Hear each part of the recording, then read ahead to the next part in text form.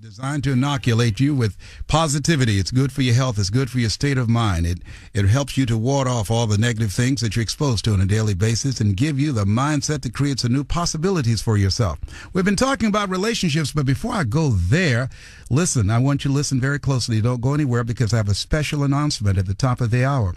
I have some great news for those of you who are hoping to get tickets for an evening with Dave Ramsey. And as you know, I'm opening for Dave Ramsey. I get a chance to speak. You get a chance to see me live and in person in my element. Yes, indeed. This is my element, too. It takes place at the Alex Theater in Glendale tomorrow night.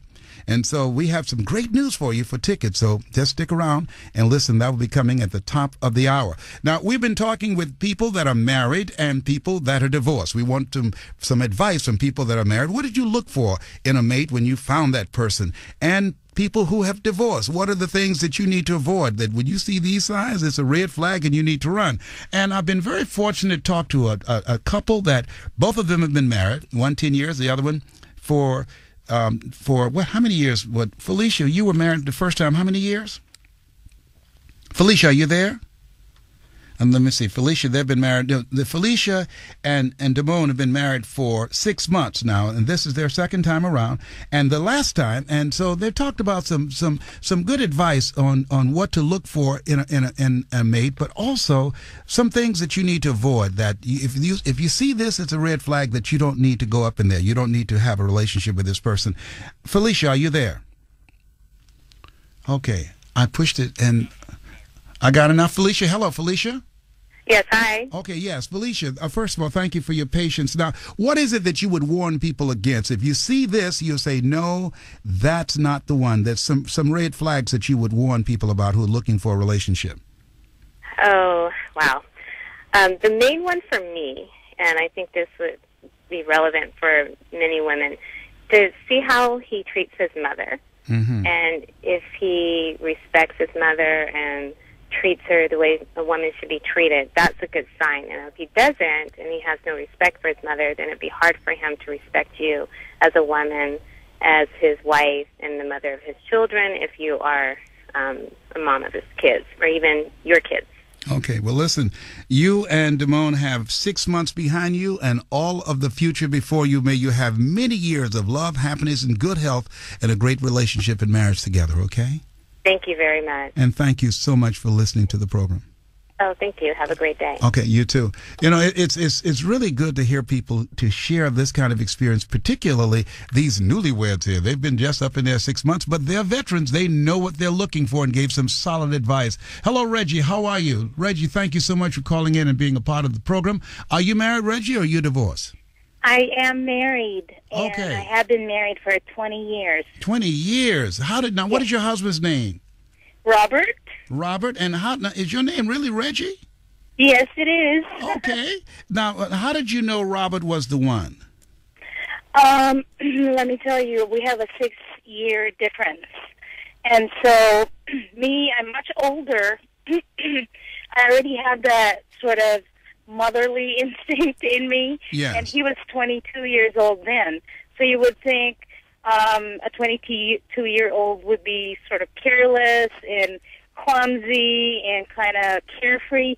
Well, Robert was a true gentleman. Mm-hmm. He's funny and everything, but he was a true gentleman. He was always kind to me.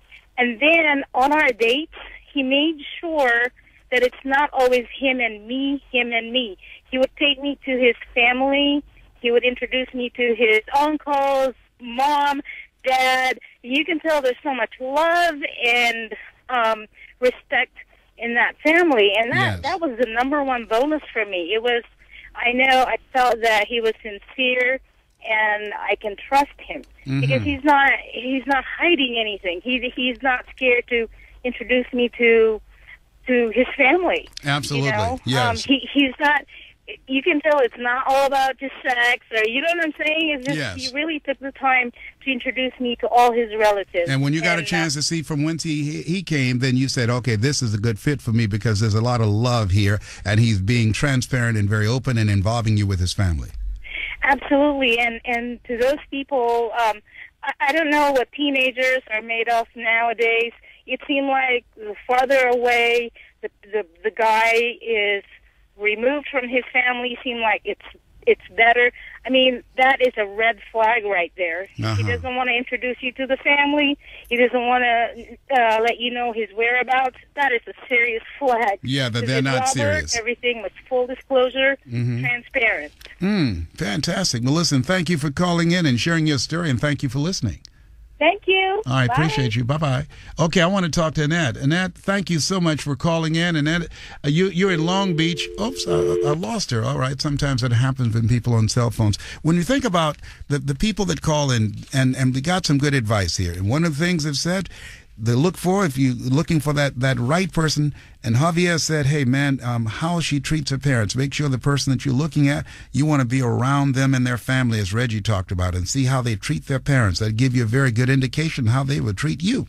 He also talked about the fact that them being involved in church and getting some counseling and advice from the pastor. Is this a good fit for the two of you? And he said the most difficult thing about the first years of marriage is getting to know each other the first 5 years. Felicia and Damone, who she had been married for 10 years, and Damone had been married for 16 years. She said, what I love about Damone, he's well-rounded and had a sense of spirituality and a true sense of who he was, and he's fun to be with, and she laughs at his corny jokes, but she didn't say they were corny, I did.